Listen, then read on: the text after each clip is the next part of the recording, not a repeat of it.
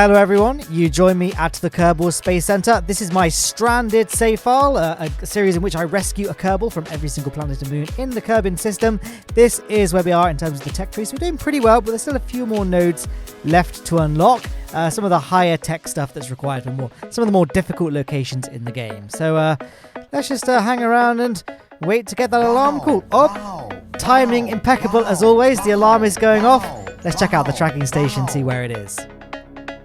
SOS. No, that can't be right. No. I'm not ready for Eve. I've only done... Okay, hang on. No, wait. I've only done Mun, Minmus, Duna, and Laith. I can't now just do Eve on, like, my, fifth flight overall? Oh, this must be an anomaly. We'll have to just quickly go and investigate. We just zoom our, once again, amazing satellite cameras down. Oh no, there actually is a stranded Kerbal there. I don't even have the inflatable heat shield unlocked. Or the big fairings. This is gonna be interesting. Lord help me.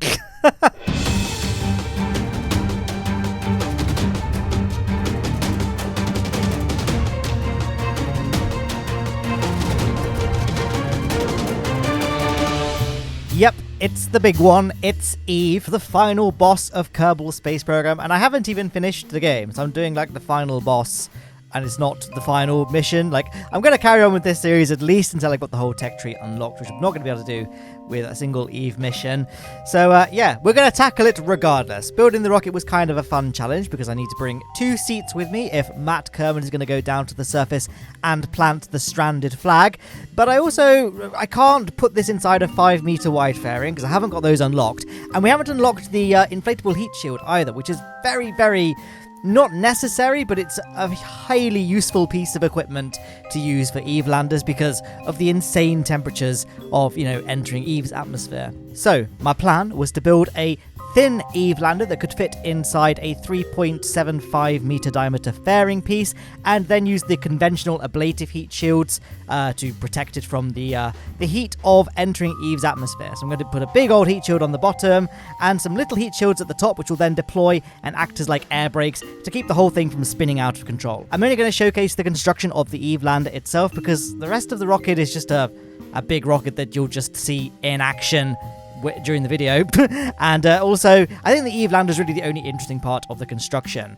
What I am going to have to do is automate a lot of the science gathering, though. So you can see those science experiments are installed on the side of the lander there. Well, on the other side of the rocket, I'm going to attach this piece here. This is the science containment unit. Basically, I can bind this to an action group, and it will automatically collect all the data from all of the science experiments. Because Matt Kerman's going to be inside that little lander cam for the entirety of the journey to Eve. He can't go out and reset experiments and gather data himself.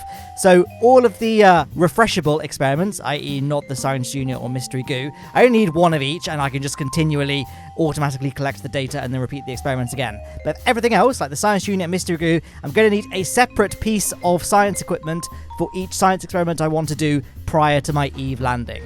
After the Eve landing, Matt Kerman can leave the rocket and, reset experiments, that sort of thing. And speaking of the rocket, there it is on the launch pad. Let's go. I don't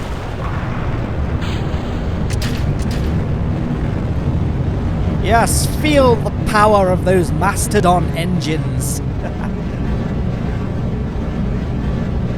Alright, I'm going to just turn the volume down so I can carry on talking at a normal indoor volume. Is there anything I want to talk about the rocket boss? It's still on screen? I don't think so. As you can see, it's just a big dumb booster that I slapped together in about 10 seconds, just using the Making History Saturn V part, and an absurdly long fairing.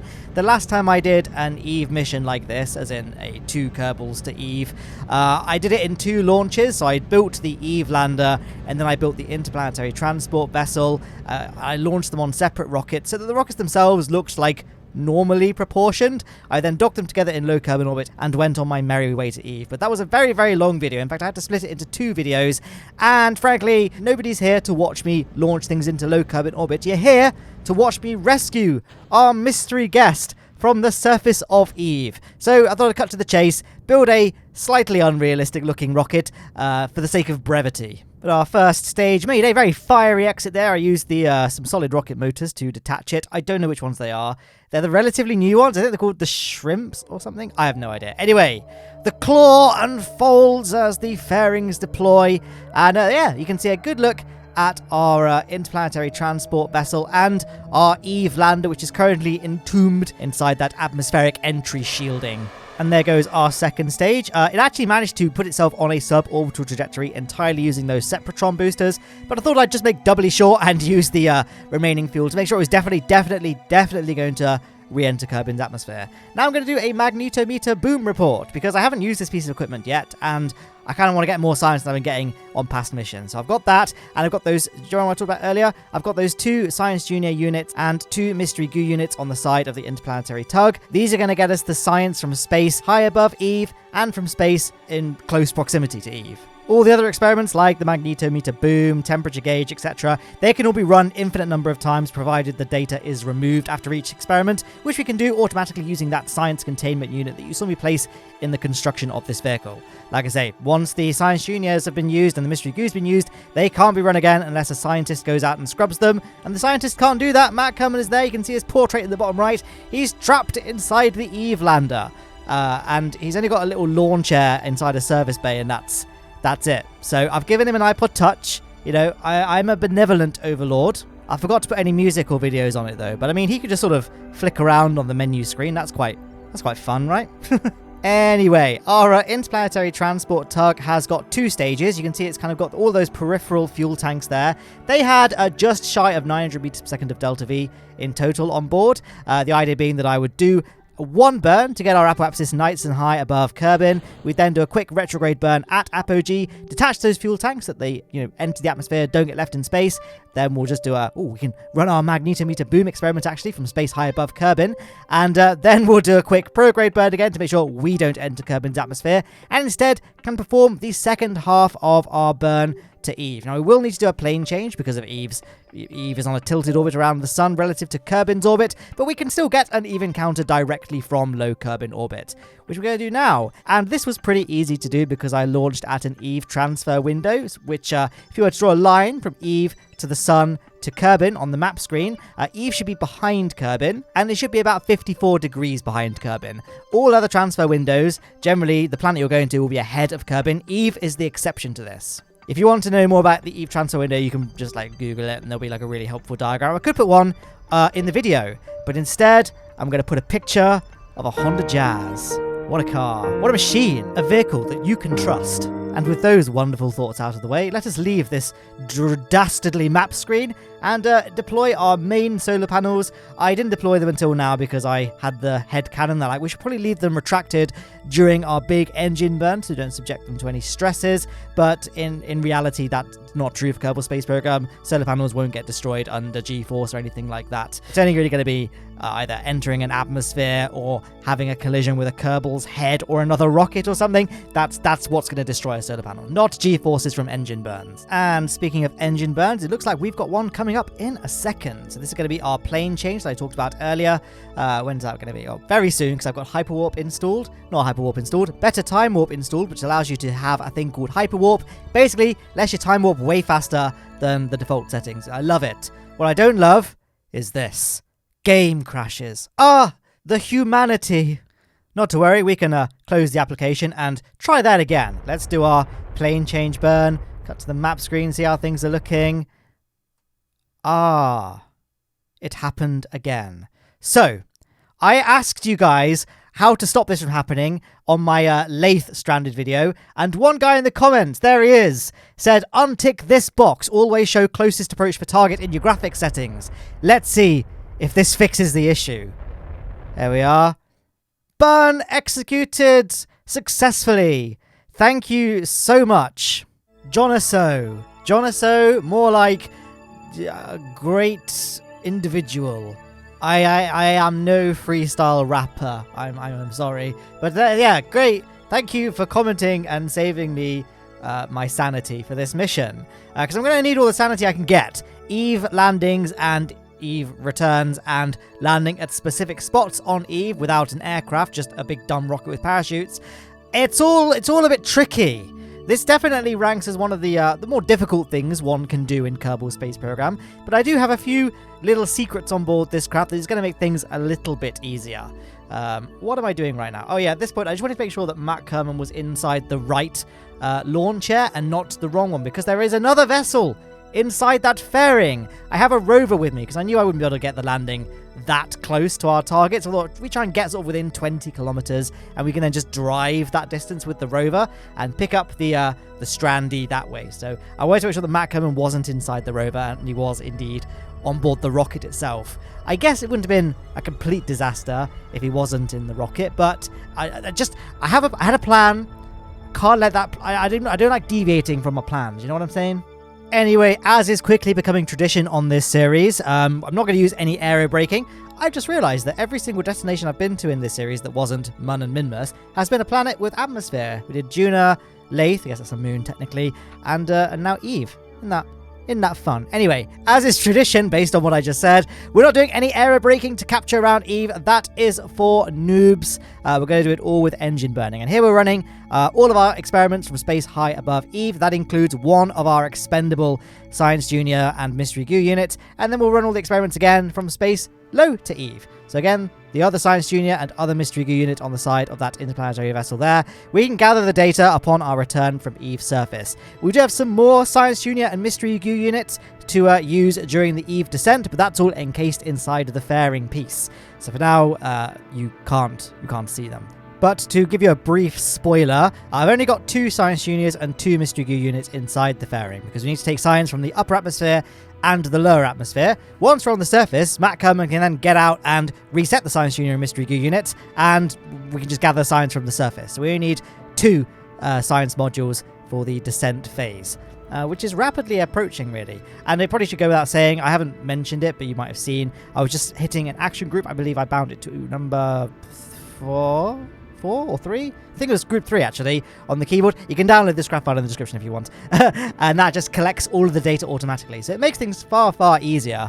Although it was a necessary component of this mission, it's really convenient. I might just keep using it going forward because it just makes things so much easier when it comes to collecting science. Anyway, our Eve descent is rapidly approaching, so I've extended those pistons at the front of the stack there. Those are just going to be our deorbit engines. They're on pistons just to make sure that they can extend to clear the sides of that fairing piece, but I didn't want them to be so wide that they couldn't be inside the fairing of the initial launch rocket, if that made sense. Like, they wouldn't have fit unless they were retracted, so I've used pistons. Not the only robotic part that I've used in this mission. The rest all you'll be seeing in due course. I mean, you might have picked up on it already. We've got the big heat shield. When am I going to cut away from the map screen so I can talk about the rocket? Come on, past Matt. Let's keep it punchy. I think I'm just waiting for a moment where the stranded craft is roughly underneath my orbital line. That looks about right, doesn't it? So yes, I've got the big heat shield at the bottom of the craft. In fact, I haven't. I've got a decoupler there. But underneath the decoupler, there is the heat shield. And we've also got that cluster of smaller heat shields at the top, which might seem a bit pointless because it would be if they were just going to stay like that. But they are on hinge pieces. So we're going to deploy them once we enter Eve's atmosphere, and they're going to create loads of drag at the back of the craft. And generally, the more mass is centered towards the bottom because that's the base of the Eve lander. So this should be nice and stable upon Eve entry. One of the more tricky things when it comes to planning and designing an Eve lander is ensuring that it's not going to spin out of control and inevitably explode and overheat during the descent. So I've got those like sort of air brakes with ablators on the top. There we are, all deployed. I've got those drogue chutes as well, and well, I've got one drogue chute and lots of normal chutes, and lots of normal chutes as well, as you can see from the staging window inside the fairing on the actual lander itself. So here we go. Now, I'm not going to lie to you guys, the way I was able to get quite close to the stranded lander was by making a quick save, trying something. So I lowered my periapsis to like 70 kilometers at first, checked where I ended up, and then modified, then reloaded the quick save and modified my periapsis slightly. So, okay, we're 70 kilometers gets us too far away. Let's try 65 kilometer periapsis, see where we end up then, and just rinse and repeat until I got fairly close. And I'd say I did pretty well. Like, we are fairly close. I set a sort of mental target of 20 to 30 kilometers drive. Beyond that, it would have been a bit too far, really. Anyway, as you can see, blink and you miss it. I've done all my experiments from the upper atmosphere of Eve. Now we're just going to descend. And there goes our fairing. So we're going to deploy the parachutes of the main rocket. I'm going to leave that top module with the air brakes attached for now, just to make sure our descent is nice and slow, because at this point in the descent, things are still a little bit dangerous. The parachutes can quite easily tear due to thermal forces. So I'm just going to leave that attached until the at least the drogue chutes fully deploy. There we are. All sudden change as we descend into the bowels of the atmosphere of Eve. Don't know if there's anything I need to talk about, just staring at this before anything attaches. Oh, wait, oh, there goes the upper stage. As you can see, we have two crafted. There's Matt Kerman, but there's another thing on top of the rocket. That's going to detach in just a second. That's our science juniors that I mentioned earlier, and also the rover. So I couldn't really find an elegant way of incorporating these at the bottom of the Eve lander, which would have been a much more sensible place for them, because I was quite restricted in terms of I had to make the rocket nice and narrow to fit inside that fairing piece. Instead, I stuck them on the top, and they can just decouple and descend down themselves. I did put slightly more parachutes on one side of the Science Junior and Rover units that would try and hopefully drift away from where the lander landed. Didn't quite deviate as far as I'd hoped, but nothing exploded, so I chalked that up as a win. Yeah. I couldn't use physical time warp though for the descent here, because otherwise it would have caused the lander on the ground to glitch and explode, which would have been a bad thing. I think we can all agree. So yeah, I just left and just made some food or something, and then came back once once it had landed. There we are. As you can see, I didn't come back immediately, so it did slide about a bit. You can see my system time there on the Kerbal Engineer readouts. When is Matt gonna... Nope, I'm back. I saw that it had landed, so I stopped what I was doing and came back to Kerbal Space Program. At this point, I couldn't get it to flip the right way up, so what I did instead, in just a second, was I detached the rover, which is attached via that docking port there, and yeah, it's fine. The Science Junior unit doesn't need to be the right way up to be usable. Oh, a graceful exit by Matt Kerman there. We can just quickly take the data. Oh, sorry, we've taken the data, haven't we? But we can restore them and then run the experiments again. Same for the mystery goo. And then we can use Matt Kerman to right the rover the correct way up. So it wasn't imperative that this thing landed on its landing legs. It just would have been nice, you know? It would have just been nice if things just went right for me. But it's okay. Matt's just going to use his massive bulbous head to flip this up. Oh, and look at that! We have a new arrival! The parachute module and brake module has just descended down to be right next to me. So I probably should have detached the rover a lot earlier on, and that way it would have probably drifted away, much like that top piece did there, but whatever. Anyway, where is the Strandy? Is he fairly close by? Let's have a look. Am I going to pan round? 18.8 kilometers. So, yeah, bit of a journey, isn't it? In retrospect, what I probably should have done was build an aircraft, like an electric aircraft that uses rotors to make the journey much, much faster. Now, worry not, I'm not going to show you the entirety of the drive there, because obviously that would be like most of the video. But I will show a little bit just as I set off on my journey across those purple plains. I'm going to speed the footage way up just to make it slightly more digestible. But, yeah. We've got a long road ahead of us. We've got some snacks, though. I've got that solar panel on the back that I can extend when the batteries need to be recharged. And, yeah, here's a little vlog I took, by the way. Yes, guys, this is my life. It's, 10 to 8. I'm, just holding down W. Got a nice beer. Watching some mountain bike videos. Seth, if you want me to rescue you in this series, hit me up. If you watch these videos... And I'm just sitting back, I'm just chilling.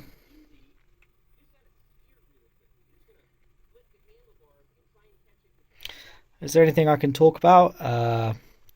It's my Dalek, my GoPro, my moisturizer for my horribly diseased hands, the gloves at work, it turns out I'm like allergic to, I think. I don't know. But my hands have been coming up in like massive rashes lately, so I'm trying to sort of figure out why? How far are we now? Oh, we're still so far away. I'm just going to cut back to the editing. Hey, look. I rescued Marcus in this series. Too meta, too I'll forget it. Anyway, after recording that vlog, I'm pretty sure I got bored and just stopped playing for a bit, and then came back the next day, and I completed the journey. And here we are. Well, we're not quite there yet. Let's just keep playing the footage back at high speed. There it is. There is the lander there.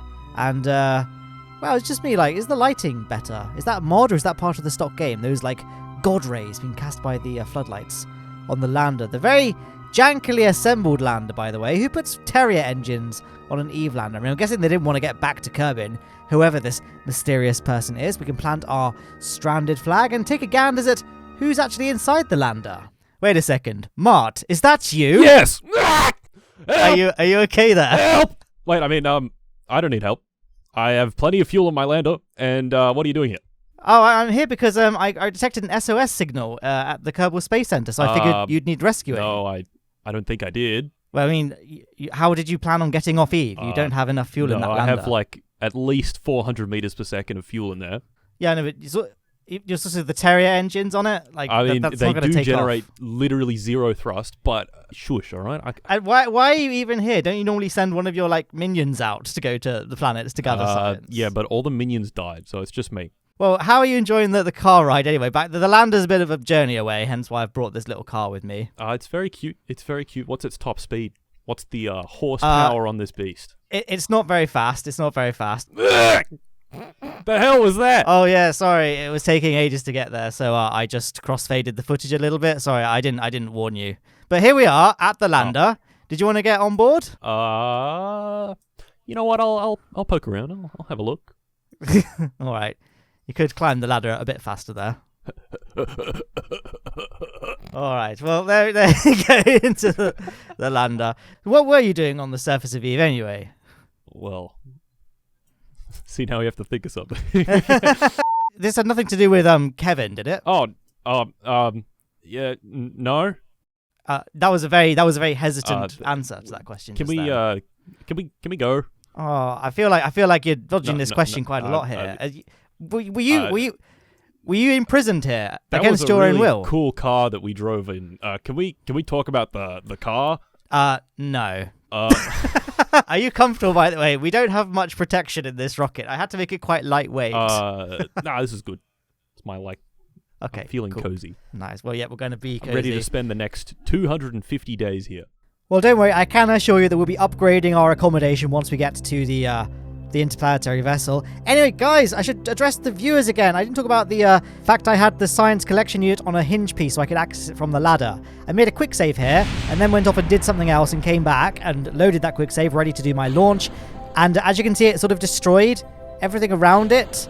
Luckily, the rocket was fine. Don't know why that happened, but yeah, that's what just happened there. We can now explosively detach everything in dramatic fashion, except for the landing legs before our ascent. Then, just as we fire up that vector engine, we can stage the landing legs as well, so that we are flying with minimal drag and minimal mass. Now, we're going to fly straight up initially, and I'm also going to right-click 3 of those side tanks there. They're attached in symmetry, so I need to highlight half of them to see what the fuel is doing. As you can see, they are draining in an asparagus-like setup. Once each tank is depleted, we can stage, and yeah, really efficient way of flying. I didn't use fuel lines. I used the flow priority tool, which I think is an advanced tweakable, but I'm not sure. But I think you might need to enable that in the game settings in order to do that.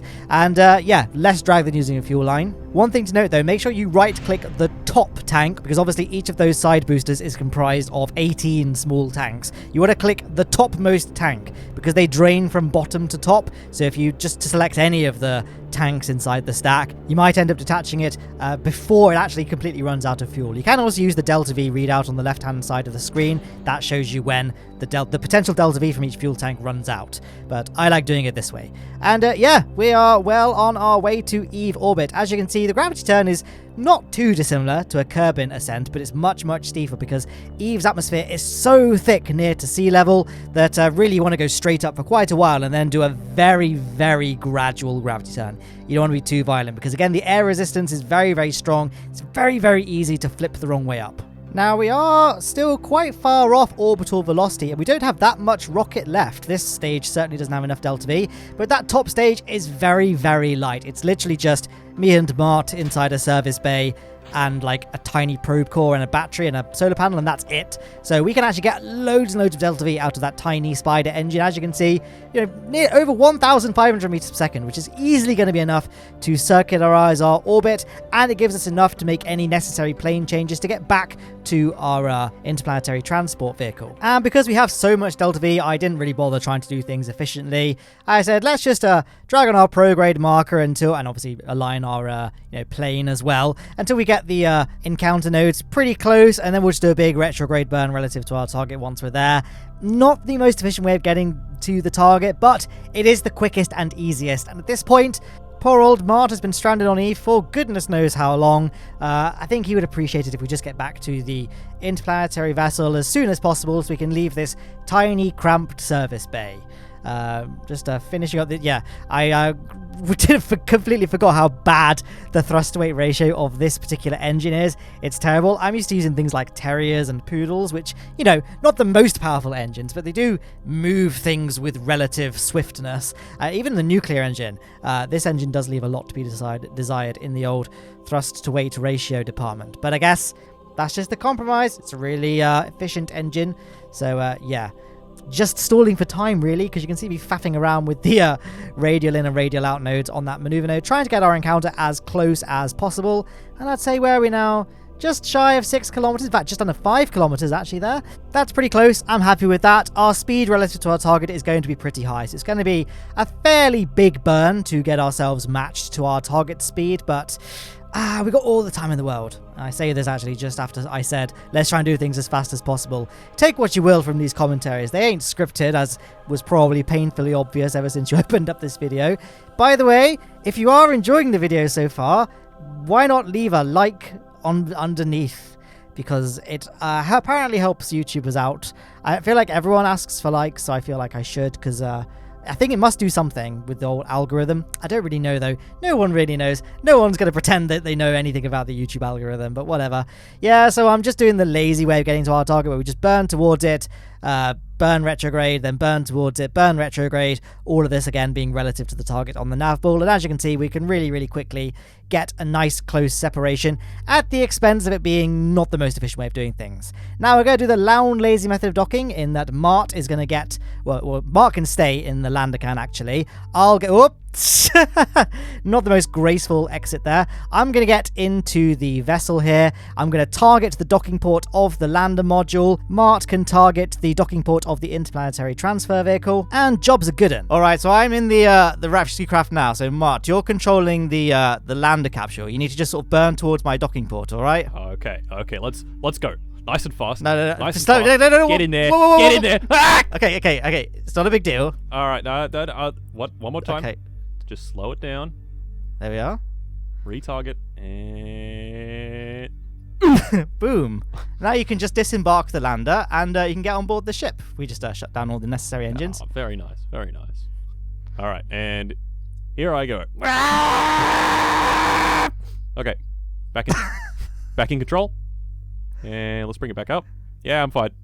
Well, there you are, all safe aboard. We'll begin our journey back to Kerbin. Ah, lovely, nice and cozy. So while Matt and Mart Kerman get nice and cozy inside the lander, I'm going to quickly put myself on a suborbital trajectory just so we can detach the Eve lander and the 2 Science Junior and Mystery Goo units that we've got maximal Delta V to get back to Kerbin. Admittedly, those components didn't weigh very much, and we have a lot of Delta V to get home. We have a crazy amount of Delta V. We've got over 3,000 meters per second to get home. So fuel is no longer an issue at this point. So basically, I just created a few maneuver nodes. We've got to do a plane change again. So I made a maneuver node to get myself out of Eve's sphere of influence. Then I made a second maneuver node along that first maneuver node's trajectory to get the plane change, to get the Kerbin encounter.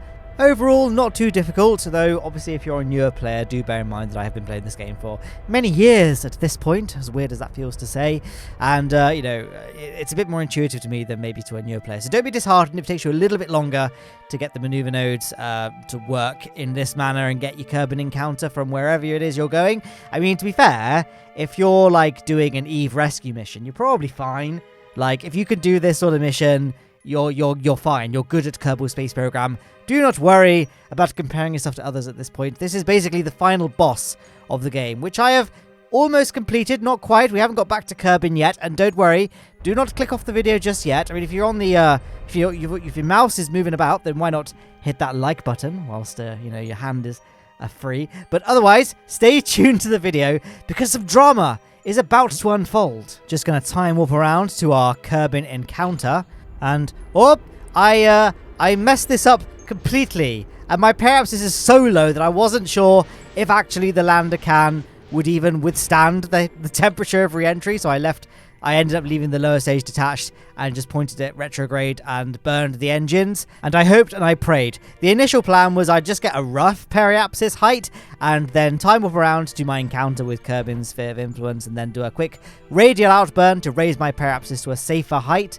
But obviously, I got a bit too trigger happy with the time warp button, and well, there you go. You just saw the result of that little effort.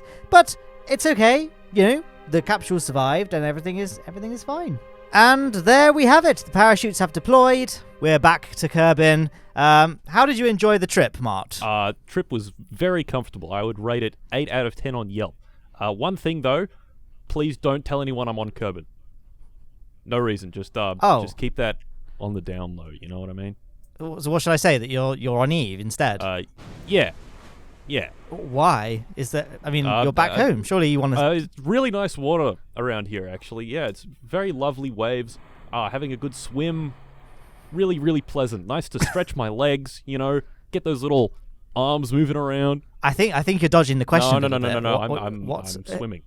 Good. Is this Kevin again? It is Kevin, isn't it? Swimming away. I think we got it. I think we lost everything we need. I think that's good. And yes, that's literally how I'm just going to end the video. You can see I've unlocked just over 3,200 science points, so we can spend all that at some stage. There are some Patreon names on screen and also my channel members. If you want to join their ranks, you can do so using the links either in the description or on the card on screen.